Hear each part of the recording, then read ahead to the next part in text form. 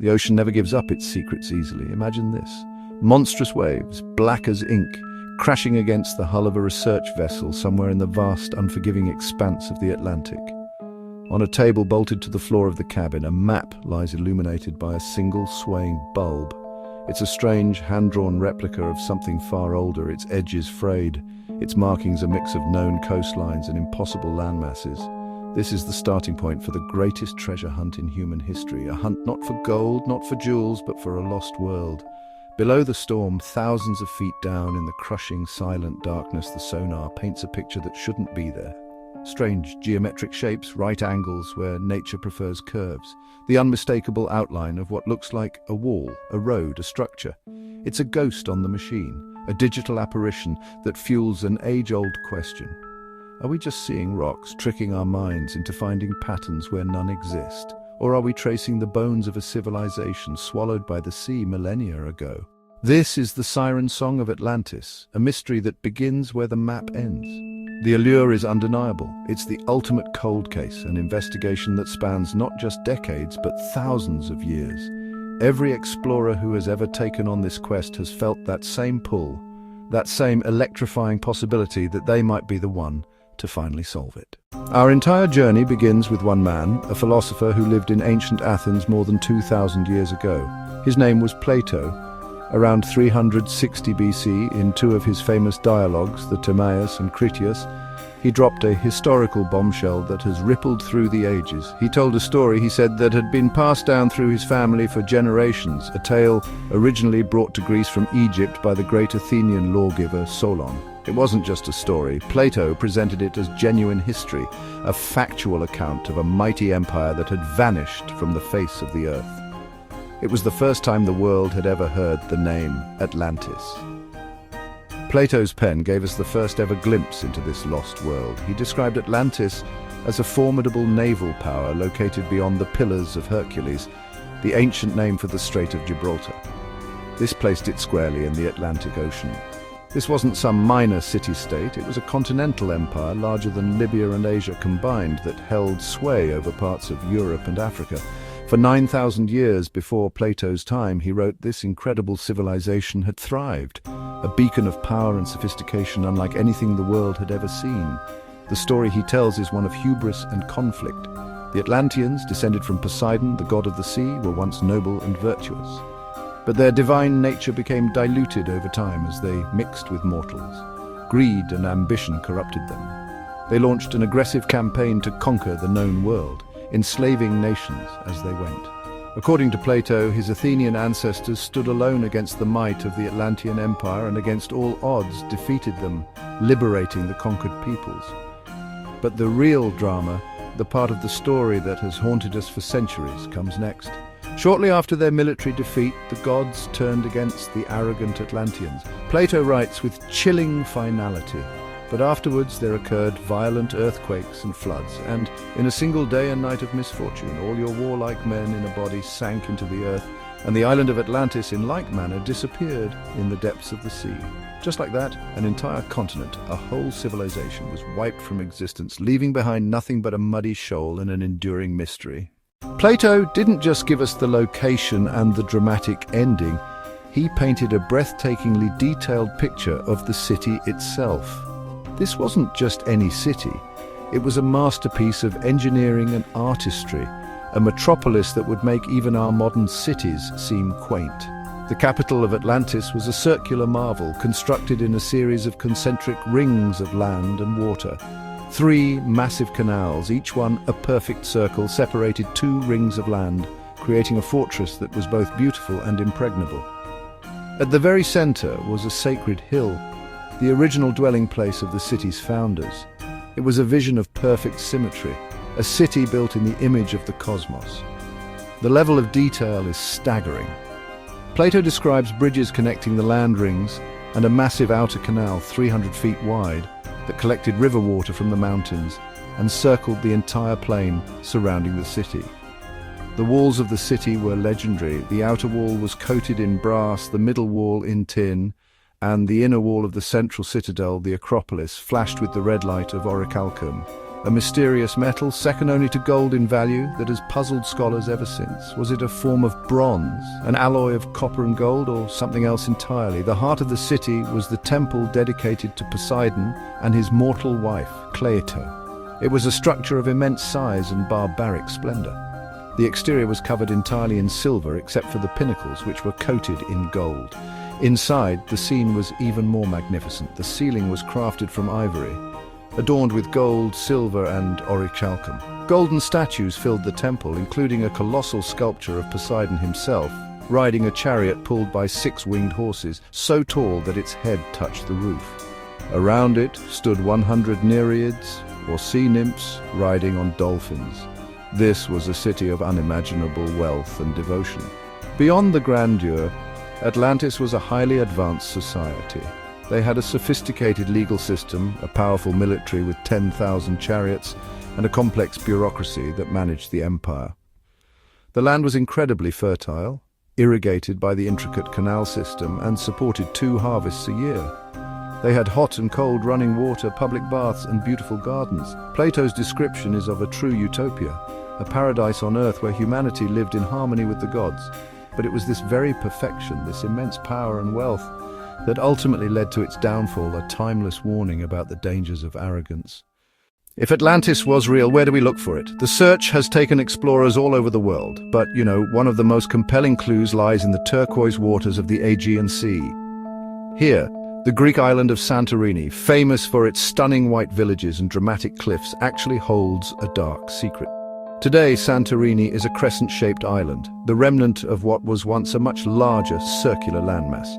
Around 1600 BC, a volcanic eruption of almost unimaginable power blew the heart out of the island, an event so massive it would have been one of the largest explosions in human history.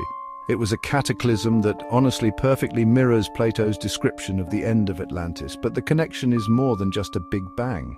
On Santorini, archaeologists unearthed the remarkably well-preserved Bronze Age city of Akrotiri. Buried under dozens of feet of volcanic ash like a Greek Pompeii, Akrotiri reveals a society of incredible sophistication. They had 3-story buildings, advanced plumbing systems with running water, and stunning frescoes showing vibrant scenes of daily life, images of fishermen, elaborate processions and mighty ships. This was no primitive backwater. It was a thriving and wealthy trade hub with connections all across the Mediterranean. This was a civilization at the peak of its power, wiped out in an instant. The parallels to Plato's tale are, pretty uncanny. The Minoan civilization, which flourished on both Crete and Santorini, was a powerful naval force that dominated the Aegean, much like the Atlanteans.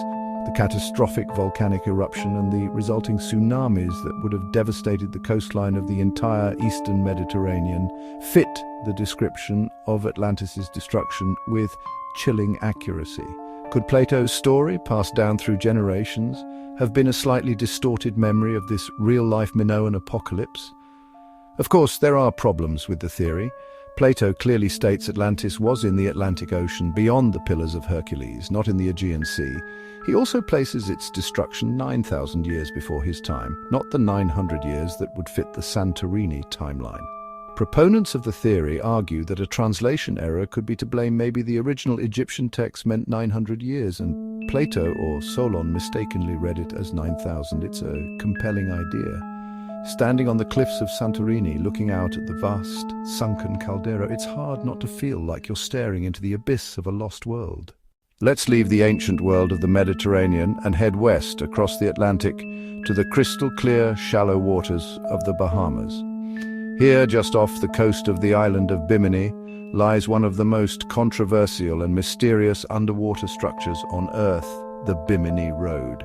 In 1968, a diver exploring the seabed discovered what looked like a massive paved road or wall stretching for nearly half a mile. It's made up of huge, rectangular limestone blocks, some as long as 16 feet, fitted together with a precision that seems to many to defy natural explanation. It really does look man-made. The question is, who made it? The location is tantalizing. Bimini is right in the heart of the area where the famous sleeping prophet, Edgar Cayce, predicted remnants of Atlantis would be discovered in the late 1960s. For believers, the discovery of the Bimini Road was a stunning confirmation of his prophecies. They see it not as a road, but as the foundation of a massive temple or the top of a great wall belonging to an Atlantean outpost. They point to the sheer size of the stones and the geometric layout as proof that this could not be a random act of nature. It's a submerged piece of a lost world, hidden in plain sight. The mystery deepens when you dive on the site. The stones are arranged in two parallel lines, giving the distinct impression of a wide thoroughfare.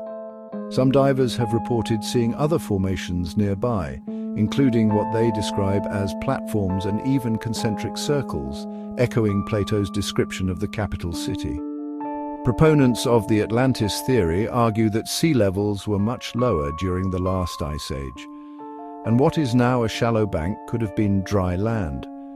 An ancient civilization could have built structures here, only to have them submerged as the glaciers melted and the oceans rose.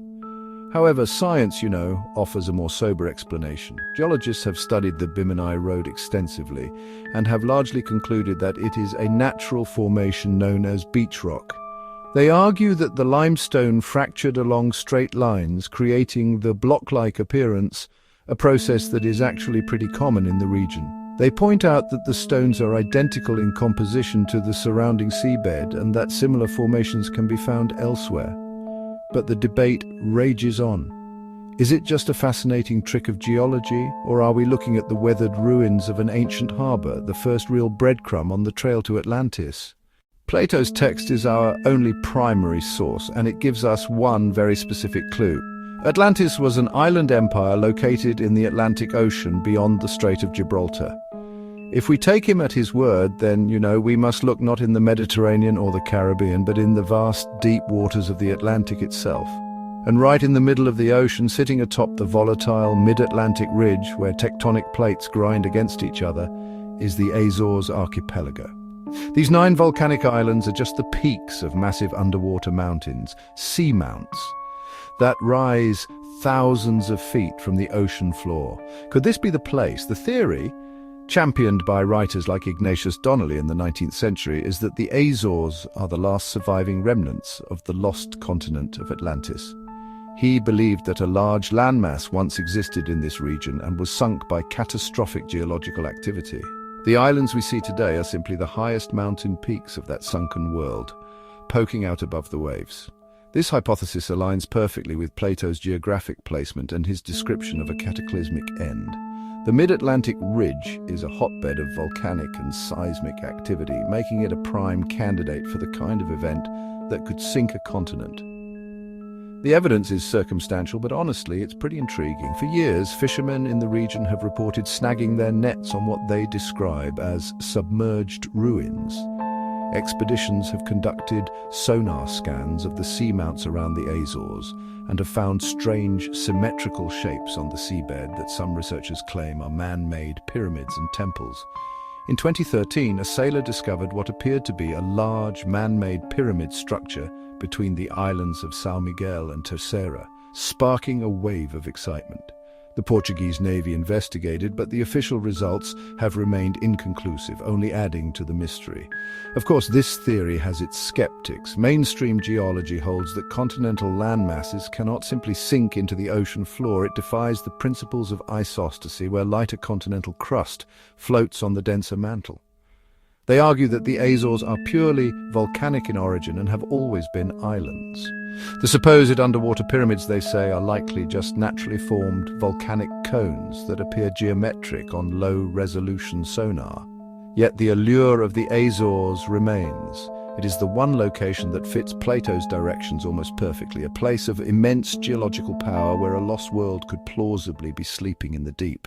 The quest for Atlantis is no longer just for philosophers and dreamers. In the modern era, the hunt has gone high-tech. Armed with submarines, remotely operated vehicles, and sophisticated sonar equipment, scientists and explorers are mapping the ocean floor with unprecedented detail, searching for any anomaly that might point to a lost civilization. This isn't about finding golden temples, it's about finding proof. It's a slow, painstaking process of eliminating possibilities, following faint clues and scanning endless miles of empty seabed in the hopes of finding one definitive, irrefutable piece of evidence. The tools of the trade are straight out of a spy movie. Side-scan sonar paints a detailed acoustic picture of the ocean floor, revealing textures and shapes hidden beneath layers of silt.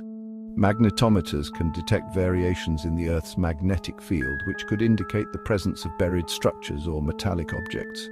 Submersibles like Alvin and ROVs like Hercules can dive to depths that would crush a human, sending back high-definition video from the abyssal plains. These technologies have allowed us to explore more of the deep ocean in the last 50 years than in all of previous human history combined. These expeditions have yielded some tantalizing, though often ambiguous, results. Off the coast of Spain, near the Doñana National Park, another proposed location for Atlantis, researchers have used satellite imagery and ground-penetrating radar to identify what they believe are the remains of memorial cities built by the survivors of Atlantis.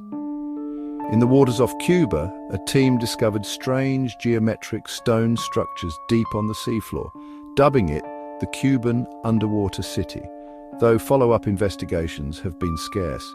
Each discovery creates a flurry of headlines, but conclusive proof remains elusive.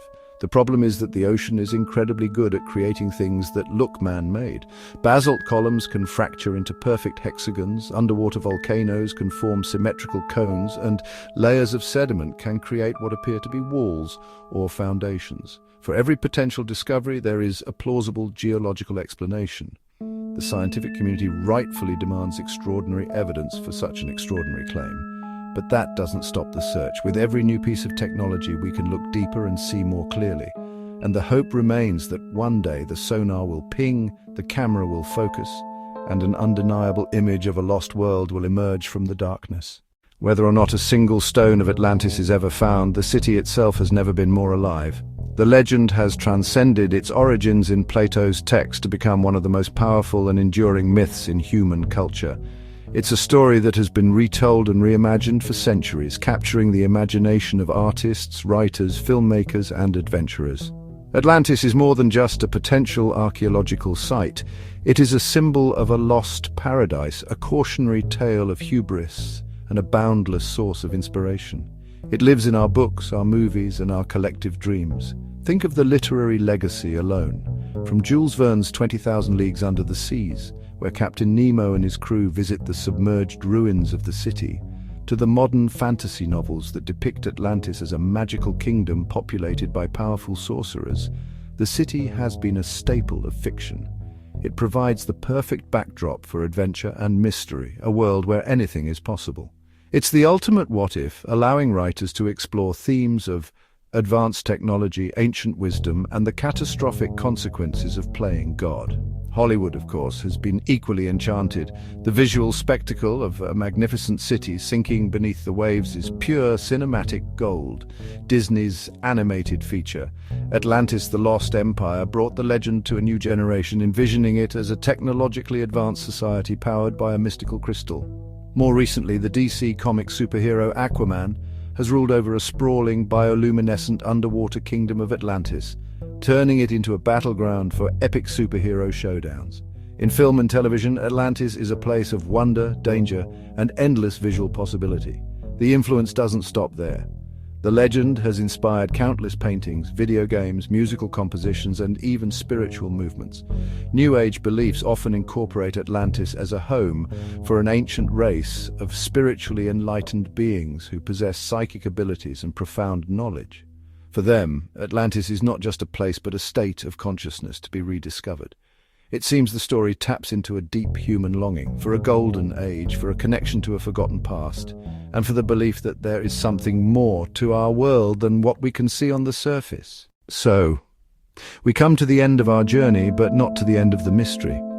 After sifting through the ancient texts, exploring the volcanic ruins of Santorini, diving on the strange road at Bimini, and scanning the deep Atlantic floor, we are left with the same question that has echoed through the millennia. Did Atlantis really exist? Was it a real place, a continent of unimaginable splendor that was wiped from the earth in a single terrible day? Or is it something else entirely? A ghost, a memory, a story? The truth for now remains hidden somewhere in the deep. Perhaps Atlantis was a brilliant philosophical fable, a cautionary tale crafted by Plato to warn his fellow Athenians about the dangers of imperial ambition, greed, and moral decay. In this view, the city was never meant to be found on a map because its true location was in the realm of ideas. It was a metaphor for the perfect state, and its destruction was a powerful lesson on how even the greatest societies can fall when they lose their virtue. If this is the case, then the search for a physical Atlantis is a fool's errand, a misunderstanding of the philosopher's true intent. But what if it's not just a story? What if Plato was recording a real, albeit distorted, historical memory? Perhaps it was the Minoan civilization of Santorini, its memory twisted and exaggerated over 1,000 years of oral tradition. Or maybe a real landmass did exist in the Atlantic during the last ice age, when sea levels were lower, a coastal civilization that was swallowed by the rising waters, its story surviving only as a fragmented legend. The possibilities are as vast and as deep as the ocean itself. The lack of conclusive evidence is not necessarily proof of absence, and so the expedition continues. The search for Atlantis is more than a hunt for a lost city. It's a quest for knowledge, a testament to our insatiable curiosity and our desire to connect with the past. It keeps us exploring, dreaming, and pushing the boundaries of what we know. The legend of Atlantis is a map to the unknown, and as long as there are unexplored corners of our world, the search will go on. Somewhere out there, beneath the crushing pressure and the eternal darkness, the answer is waiting. The question is, will we ever find it?